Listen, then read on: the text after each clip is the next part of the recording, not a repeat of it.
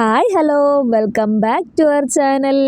ഇന്നത്തെ നമ്മുടെ item egg ഷവർമയാണ് കേട്ടോ. കുട്ടികൾക്കൊക്കെ ഒരുപാട് ഇഷ്ടമുള്ള ഒരു ഐറ്റം തന്നെയാണ് ഷവർമ. നമ്മളത് വീട്ടിലുണ്ടാക്കി കൊടുക്കുവാണേലോ അത് അത്രയും ക്വാളിറ്റി ഉള്ളതുമായിരിക്കും. അപ്പോൾ വീട്ടിൽ എളുപ്പത്തിൽ തയ്യാറാക്കാൻ പറ്റിയൊരു ഷവർമയുടെ റെസിപ്പിയാണ് കേട്ടോ ഞാനിവിടെ ഷെയർ ചെയ്യുന്നത്. അപ്പോൾ അതെങ്ങനെയാണെന്ന് നോക്കിക്കളയാം. ആദ്യം തന്നെ നമുക്ക് വെജിറ്റബിൾസ് ആണ് കേട്ടോ വേണ്ടത്. നമുക്ക് ഇഷ്ടമുള്ള വെജിറ്റബിൾസ് ഒക്കെ എടുക്കാവേ. ഞാനിവിടെ ക്യാരറ്റും ടൊമാറ്റോയും ഓണിയനും മാത്രമേ എടുത്തിട്ടുള്ളൂ. ക്യാപ്സിക്കും കുക്കുംബറും ഒക്കെ ഇതിനകത്തോട്ട് ആഡ് ചെയ്യാവുന്നതാണ് കേട്ടോ. പിന്നെ നമുക്ക് വേണ്ടത് നമ്മുടെ മെയിൻ ഐറ്റം ആയിട്ടുള്ള എഗ്ഗാണ്. ഞാനിവിടെ 2 കോഴിമുട്ടയാണ് കേട്ടോ എടുത്തിരിക്കുന്നത്.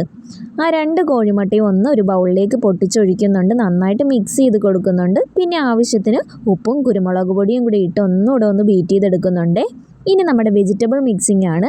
അതിനായിട്ട് നമ്മൾ അരിഞ്ഞു വെച്ചിരിക്കുന്ന വെജിറ്റബിൾസ് ഒക്കെ ഒരു ബൗളിലേക്ക് ഇട്ട് കൊടുക്കുന്നുണ്ട്. ഇനി അതിലേക്ക് ആവശ്യത്തിന് ഉപ്പാണ് ചേർത്ത് കൊടുക്കുന്നത് കേട്ടോ.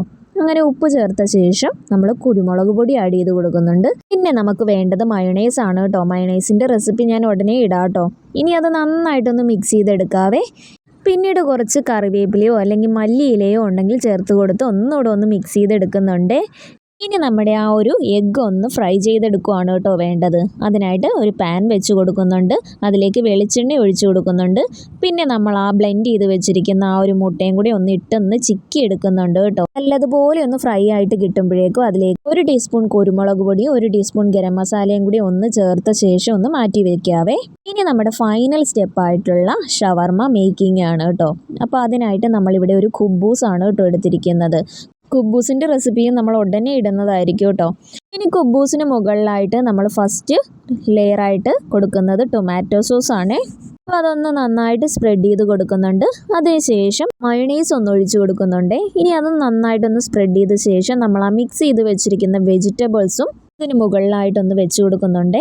നമ്മൾ കുറച്ചേറെ വെജിറ്റബിൾസ് തന്നെ വെച്ച് കൊടുക്കുന്നുണ്ട് കേട്ടോ.